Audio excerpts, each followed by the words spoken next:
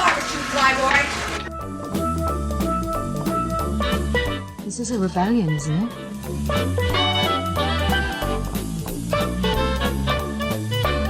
I call it aggressive negotiations. The garbage will do!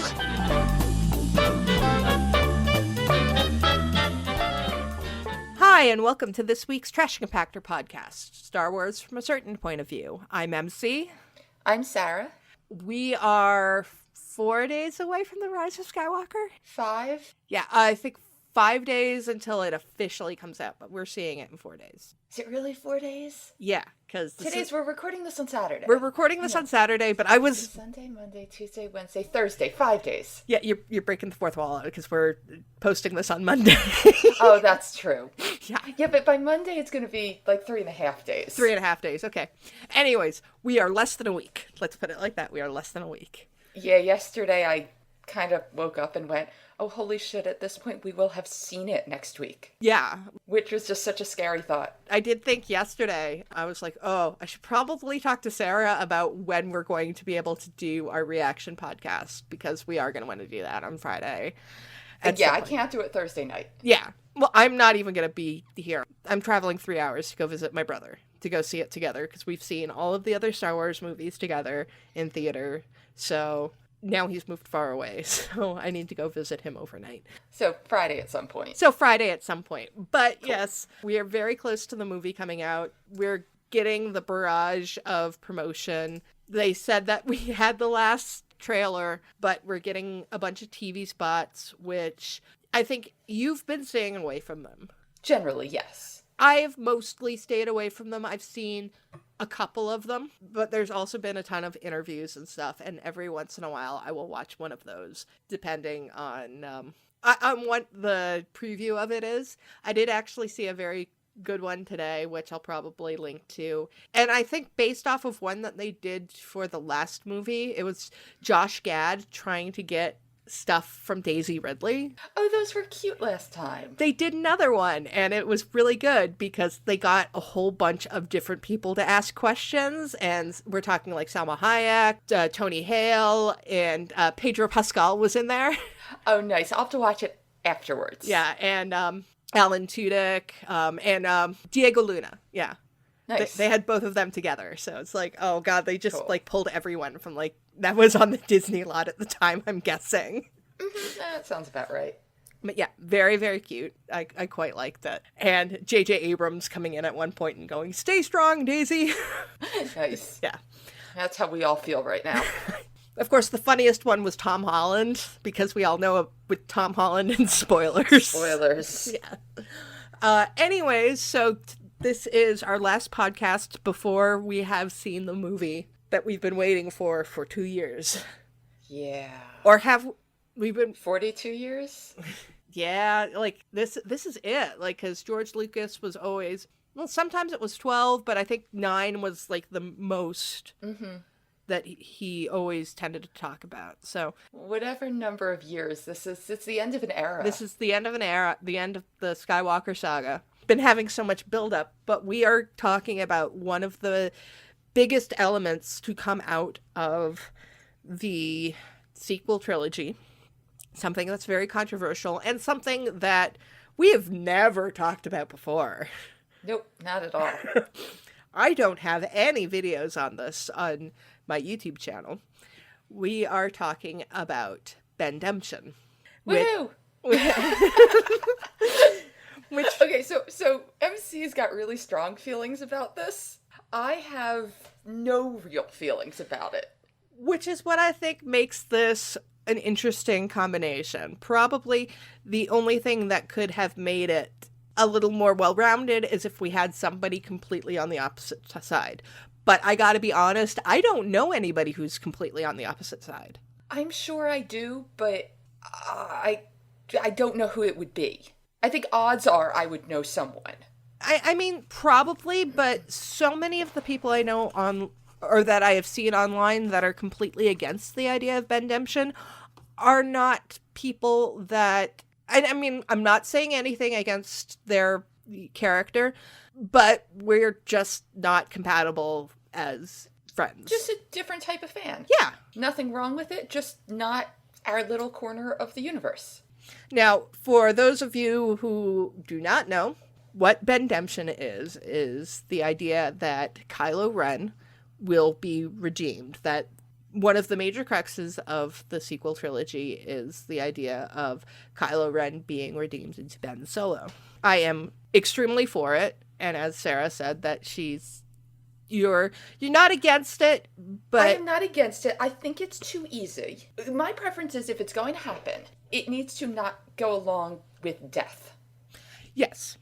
I think redemption in the form of dying for the Resistance is too simple. And Darth Vader's already done it. I entirely agree with that. So if we got to see him redeemed and then had to deal with his actions, I am so for that. So there's really two issues to talk about with this, and that is why he will be and what the fallout would be for Ben being redeemed. So the first thing is probably the easiest one to talk about because it's just going through the evidence, and I will not go through all of it because I've done that before. I will put a link to my video in the show notes for this. I have gone over everything, but probably the main reason why I think that Kylo Ren is going to be redeemed into Ben Solo is because this is a Star Wars movie. Star Wars has always been about redemption. True. And the other big part of it doesn't have to do with what Ben or Kylo deserves. It has to do with Leia. And that I firmly believe that Leia is going to survive this trilogy. Oh, me too. And she has lost everything. Yeah, she deserves to not lose her son also. I was actually thinking about it, and like, when I did my video on Bendemption, I, pointed out she lost her husband, she lost her brother. And I was like, well, actually, if all of this is the machinations of the Emperor, she has literally lost everything. She lost her planet. She lost her birth parents. She lost her adoptive parents. She has lost absolutely everything in her life to Emperor Palpatine. And I don't want her to also lose her son. Right. So that is one of the main reasons that I would like. And that's, I think, speaks to the idea of Ben not only being redeemed, but redeemed and living. Because if he's redeemed and dies, then it's still a sad ending for her. Right, yeah. When I told my mother the topic of this episode, she goes, of course he's going to be redeemed. It's Adam Driver. That was her entire reasoning, and I love it. I think what she actually said was, it's Adam freaking Driver. Of course he's going to be good at the end. So, and I have her permission to tell all of you this. My mother is very, very pro Bendemption. I love it. I do love it. And that's not an unreasonable thing. Not even talking about the idea of beauty equals goodness, which is certainly a trope that Star Wars loves to use. But Adam Driver is a very good actor, and he's able to do a lot of different things. And I don't think that you're going to use an actor of his caliber if it's just to be a mustache-twirling villain. Yeah, he's better than that. And nothing that we've seen so far and that they've suggested in interviews points to that being the case. They're always talking about the conflict, and I don't think that you focus so much on the conflict if it's just for him to fully embrace being evil and become the new version of the Emperor. I agree, yeah. Yeah. And I have mentioned before, we're going to have the Rise of Kylo Ren coming out on Wednesday, aren't we? Yeah, we are. That is not what I've talked about before, but The timing on that, just going on that line, the timing on it is just too specific. they are taking so much time to humanize Ben Solo and show exactly what happened with his downfall that it suggests to me that they want people to see him as more than the mask. Mm-hmm. But just also that normally that kind of miniseries would come out after the movie or significantly before. Yeah. This one, they're doing that first issue right before. They want to give you just that little taste, just to get you in the right mindset. There's got to be something that ties into it. Yeah. As I was saying, that certainly there is I think we've laid out evidence why it will happen, but probably the biggest thing is what kind of fallout would that have in the Star Wars universe and in the fandom just in general, because there is this huge divide as to whether or not he should be redeemed, will be redeemed, and... ... And you've said that you want him to be redeemed, but you want him to survive. But as somebody who is not super emotionally invested in it, other than him dying, is there any way that they could redeem him that you would not like? Probably. But A, I trust them. I say that hesitantly, but I do. Mm-hmm. I trust they're going to do it right. And B, and I had a B and I've since lost it. I guess because I'm not super invested in it, as long as it's well written, I'm going to be okay with whatever the decision is. Okay. That wasn't my B, but since I can't think of what it was, I'm just rolling with that. Now, one of the arguments I've seen against the idea of Ben Solo being redeemed is that he's done so many horrific things that why anybody would forgive him for everything he did. And I think that is actually a misunderstanding as to what redemption is.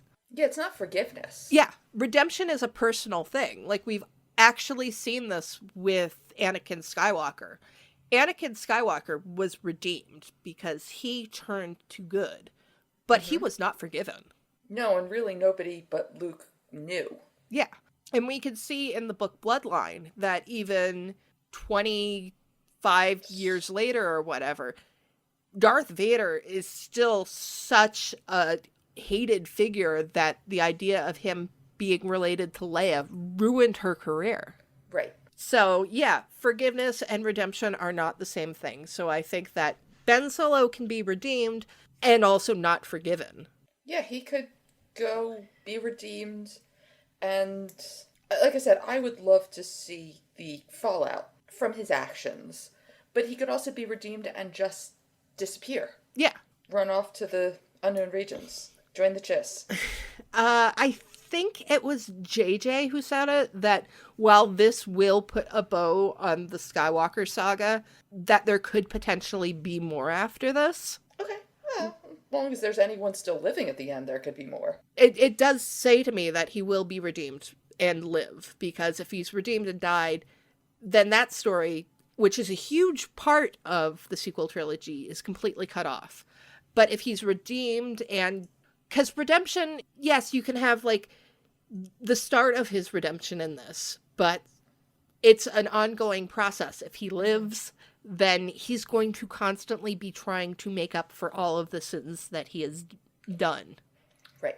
So that could be something that I could see carried on through books, through comics, through whatever medium they decide to do it. Even if they're not doing any more Skywalker Saga movies, you know it's not going to be the end of these characters. Right. It's too rich for them to not continue with that. Mm-hmm. And hell, we already know that they're going to be continuing with that, because if they were ending the Skywalker Saga completely, they would not be filling in the gaps between Empire Strikes Back and Return of the Jedi, so... Yeah, that's fair. They'd just be like, yeah, we're done. It's the end of the Skywalker Saga in the movies actually opens things up incredibly in the books and in the comics. That's when we start to get into the... details.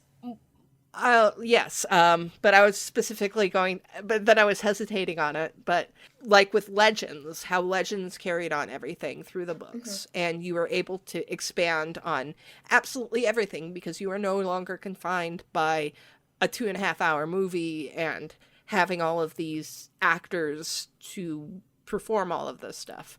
Suddenly right, you're not limited by spoilers either. Yeah. So... yeah, I think that we could see like the start of his redemption, and then it will continue on in other media, which is a far more interesting thing for me than to have him be redeemed and then die, or to have him stay unredeemed and then die. Death is too final. Yeah, I know I said it before, but death is too easy. Yeah. And like you said, we've already seen that. That's what happened with Vader. Right. I don't want to see it again. Yeah. And I think that Ben has... more complexity than Vader did? Well, yeah. I think he has also more to lose, because Vader basically had nothing. I mean, he had his 2 children who didn't know he existed and had no relationship with him. But Ben Solo has his mother, and I'm not talking. Go ahead. He has Rey. Yeah, I know. If you didn't say it, I was going to, and I'm not even into it. Yeah, and I mean, even if you're not addressing it from a romantic standpoint, there is certainly a connection between these 2 characters, and also possibly romance. Like that's just it could happen. It is an extreme possibility. Yeah. We're not getting into Reylo today. No, we are not. That is the Reylo version of this episode. Yeah, that will be its own episode at some point. It will not be this one. It will certainly be very interesting to address once we have the big picture, the full picture of what the movies are. Right. Yeah, we thought about doing it for one of our shipping episodes, and then realized it kind of needs its own big thing. Yeah. So it'll happen at some point once we have the full story. Yeah.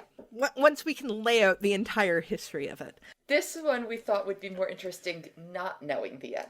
But instead we decided to do this episode on Bendemption. And I'm also interested in...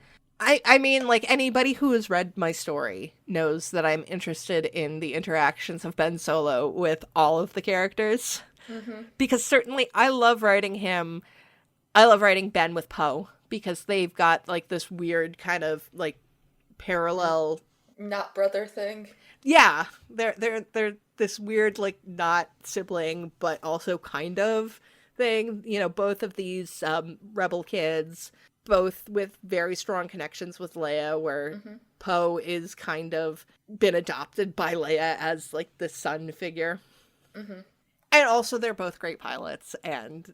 both got wonderful hair. True. We've also got him with Finn. They could have a very interesting dynamic together, where they've both were with the First Order and then are not. Right. But still coming from very different perspectives on it. So, yeah, I mean, I just think there's such a wealth of ways that, you know, would be a lot more interesting to have Ben going for redemption. I don't even know if there's much more to say. Like, I do think if he is redeemed, there is going to be okay, wait, do you know what? It's Star Wars. No matter what happens, there is going to be a huge section of people who is not happy with what happens. Oh, in the fandom, you mean? Yes. Oh, yeah, the fandom's either going to implode or explode, and it's going to happen regardless of what happens. Yeah. I mean, there were people who were upset at the end of Revenge of the Sith, and we knew exactly what was going to happen in the end of there Revenge are of the Sith. people that hate Baby Yoda. So people have no soul. I love Star Wars fandom, but it's a little extreme sometimes. Yeah. There's a reason why you try to stay out of the fandom as much as possible. Yeah, it is. I will talk Star Wars with people in person any day, any week, however long you want, but I do tend to avoid it online. Yeah. But yeah, I think that if Ben Solo is redeemed, there's going to be this huge section of people who are just so unhappy with it. You know, they'll think that he didn't deserve it, that it's the worst decision that they made since Jar Jar Binks. And if he's not redeemed, I think it's going to be just as big. Yeah, and on the flip side, whichever happens, the other side is going to go, haha, we told you. Yeah. Dang, Star Wars fandoms is full of 5-year-olds. Yeah. You know, do I think that Ben's going to get a happy ending? That's something that's actually a lot more up for debate. Like, even if he lives. I mean, okay, I'm going to mention Reylo, like, one more second. I do not think that Ben Solo is going to come back to the light side and the movie will end with him marrying Rey and he'll be happy forever. That's not happening. I hope not. That one I can say, I hope that doesn't happen. Yeah, I do not think that ending is going to happen.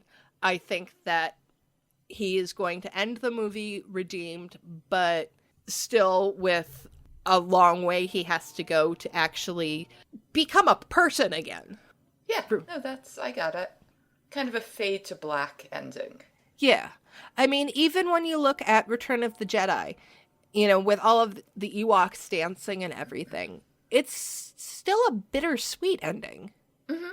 Because, yes, the Empire is destroyed, but it was happy, but it wasn't, like, fully happy. And I don't think any of the Star Wars movies have, there's always been hope. And, like, that's the thing that we've always talked about. Star Wars is a movie about hope. And so it will end on a hopeful note. And that hopeful note's going to be that, Ben Solo is redeemed. And we hope that he can find peace somewhere down the line. But he's not going to be at peace at the end of this. I like that. That's kind of what I'm hoping for in this movie. I'm just kind of hoping that Poe gets a chance to punch him in the face. Yeah. Yeah. That's what hit me when we were talking before. And going, Yeah. Yep, if that's the only scene I get in terms of Bendemption, I am happy. Yeah, I mean, I was gonna, like, hesitate on that for a moment, but then I've realized I've had Poe punch Ben in the face several times, so that is certainly something that I enjoy.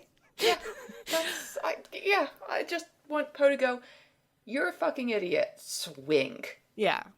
But I'm trying to think of, if it doesn't happen, like, what my reaction's gonna be. Because certainly I've been very firm in my belief that it is gonna happen. I mean, like, part of me says in my heart that I would like to be able to just shrug and be like, well, I guess the movie did explain it. Okay. But I can't see how the movie's going to be able to explain that. Okay. But maybe I've interpreted things wrong. I don't know. That's happened before. Look at all of my theories about Harry Potter before the last book came out. Okay. Yeah, and like I said, I'll be happy either way. As long as it's things... a good movie. Yeah. So this is going to be an interesting thing to look back on. Now, we are going to be doing a reaction episode with our gut reactions to the movie on Friday. Right. And I'll probably, we're both seeing it on Thursday night and sometime on Friday afternoon, after I get back from London and you are available. Then we'll talk about just off the cuff, like, what our first feelings on it are, because we'll only have seen it once at that point.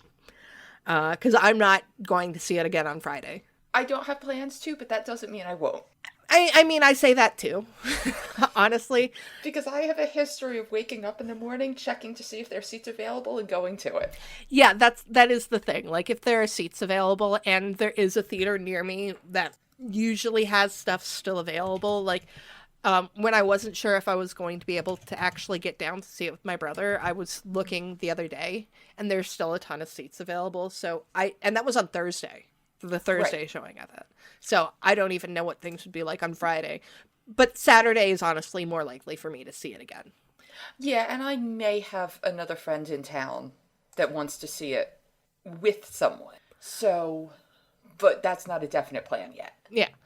But so we'll have our reaction, which is going to be our first thoughts. But our January episode is going to be on a more in-depth look at our feelings on the movie, because you always have certain thoughts that happen on your first viewing of it. But after you see it a couple of more times, things kind of, you're able to accept things more because you understand things better, because you I can't No, I know what you mean. It's when I saw Last Jedi, if we had recorded that night, I probably would have just sat there stunned. Yeah. Because I didn't know how I felt about it. And the more I saw it, the more I loved it. Yeah.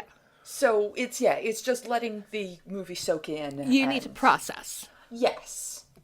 Yeah, and certainly by then we'll have seen it a couple of times. And for the round table, we'll probably try to get a couple more people in on it so that it's not just us talking about it, because there are plenty of people who have opinions on this movie.